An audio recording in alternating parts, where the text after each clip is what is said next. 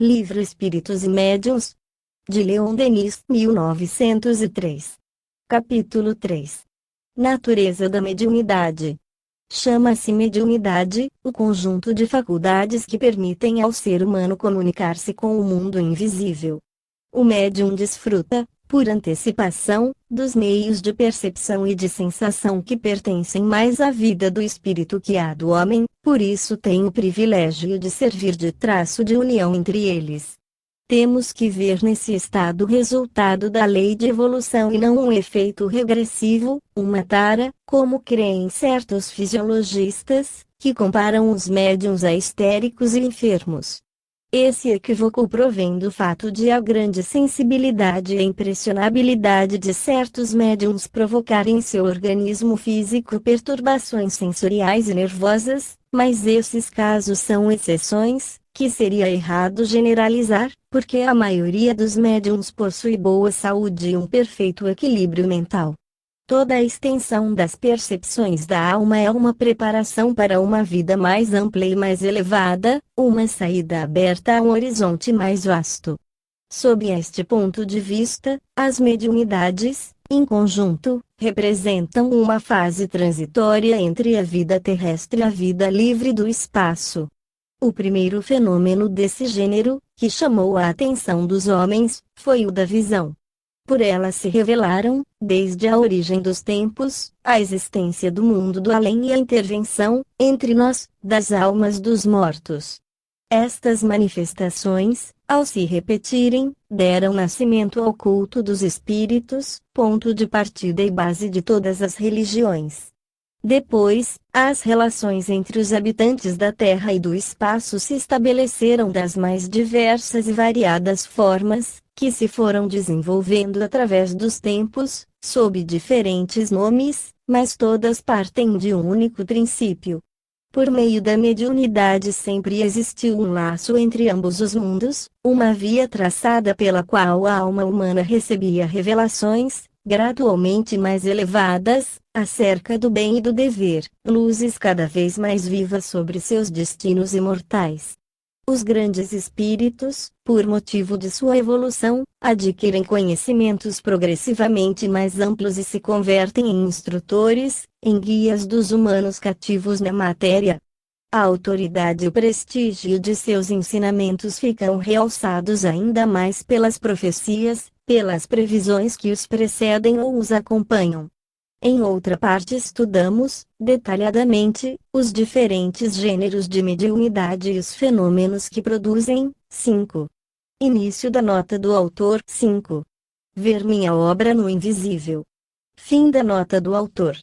Então pode-se ver como se estabeleceu a comunicação dos vivos e dos mortos, como se constitui essa fronteira ideal onde as duas humanidades, uma visível e a outra invisível, entram em contato, como, graças a essa penetração, se estende e se esclarece nosso conhecimento da vida futura, a noção que possuímos das leis morais que a regem, com todas as suas consequências e suas sanções.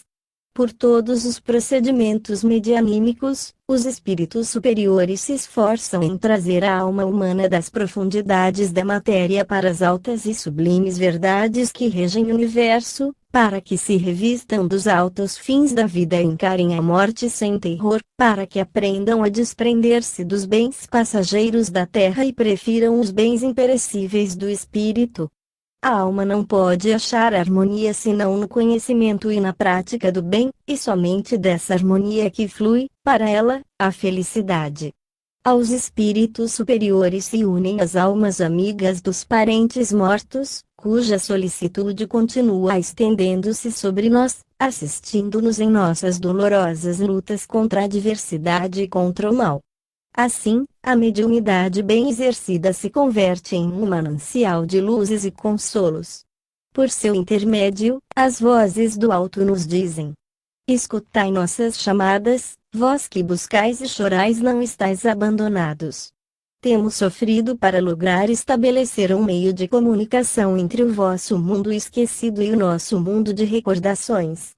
A mediunidade já não se verá enxovalhada, menosprezada, maldita, porque os homens já não poderão desconhecê-la. Ela é o único laço possível entre os vivos e nós, a quem nos chamam mortos. Esperai, não deixaremos fechar-se a porta que temos entreaberta para que, em meio às vossas dúvidas e vossas inquietudes, possais entrever as claridades celestes. Depois de haver mostrado o grande papel da mediunidade, convém assinalar as dificuldades que existem em sua aplicação. Em primeiro lugar, são escassos os bons médiuns, não porque lhes faltam faculdades notáveis, mas por ficarem logo sem utilidade prática por falta de estudos sérios e profundos. Muitos médiuns se escondem nos círculos íntimos, nas reuniões familiares, ao abrigo das exigências exageradas e dos contatos desagradáveis. Quantas jovens de organismo delicado, quantas senhoras que conhecemos, retraídas pelo temor à crítica e às más línguas, afogam e perdem bonitas faculdades medianímicas por não empregá-las bem, com uma boa direção. Os adversários do espiritismo sempre se dedicaram a denegrir médiuns, acusando-os de fraude, procurando fazê-los passar por neuróticos e tratando, por todos os meios, de desviá-los de sua missão, sabendo que o médium é condição essencial dos fenômenos, esperam, desse modo, destruir o espiritismo em seu alicerce. É importante que façamos fracassar essa tática e, para isso, temos de dar ânimo e ajuda aos médiuns, rodeando o exercício de suas faculdades de todas as precauções necessárias. A guerra ceifou milhões de vidas em plena juventude e virilidade. As epidemias, os açoites de todas as classes, deixaram enormes vazios no seio das famílias. Todos esses espíritos tratam de se manifestar àqueles a quem amaram na terra, para provar-lhe seu afeto, sua ternura, para secar suas lágrimas, para acalmar suas dores.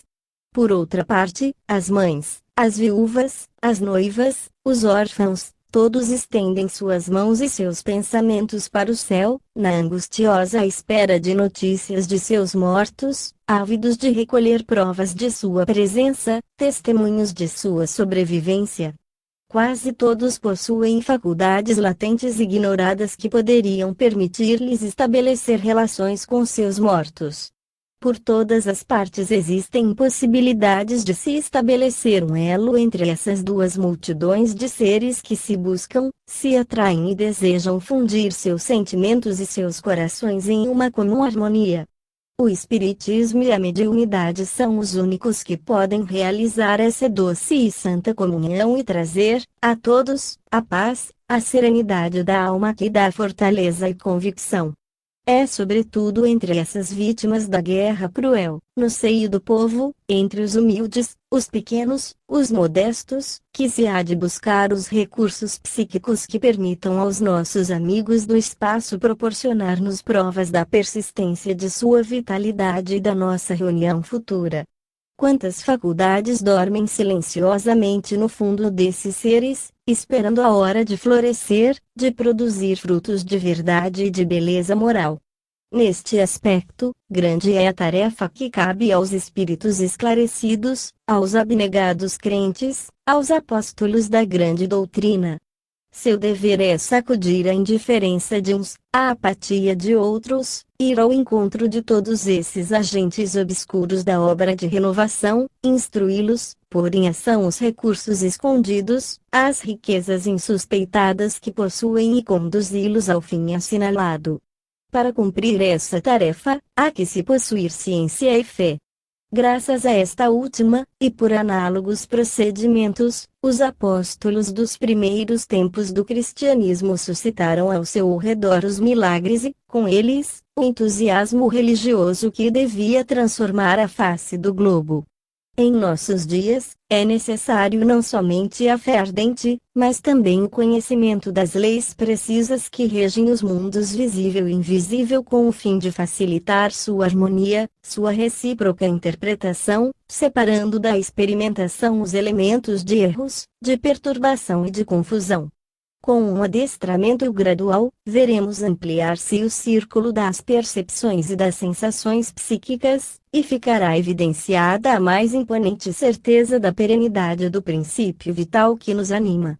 A alma humana aprenderá a conhecer as sombras e os esplendores do mais além, e, neste conhecimento, achará uma trégua para suas dores e um manancial de força na desgraça em frente à morte.